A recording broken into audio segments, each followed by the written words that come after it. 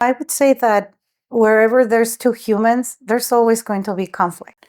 Um, but it's just very interesting that companies and leaders in organizations, they still have, they still have a negative denotation about the word conflict. And it's something very natural to human beings. And and sometimes we try to hide it and say, no, conflict doesn't exist in a company. And it is very interesting to see that, that kind of like rejection to the real nature of humanity. And then the idea behind that, why don't we learn to normalize more the idea that conflict exists?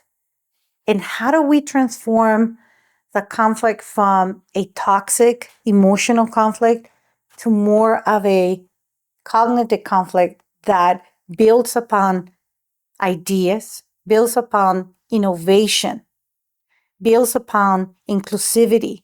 Because when people get together without offending one another, without accusing one another, without blaming one another, what you create, it's a diversity of thinking that would allow for more innovation and to be able to serve the community as a whole, right?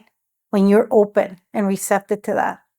Because you might be able to have a product that might work very well in the United States, but if you don't work with other cultures and you understand how do they resolve issues, and you don't understand how to work culturally with those individuals, that itself creates a lot of conflict, not understanding people's culture.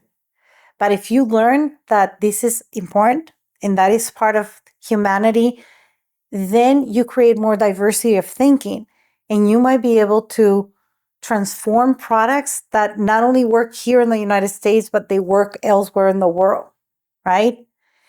What I'm trying to say with this, that these skills are extremely valuable to the bottom line of companies.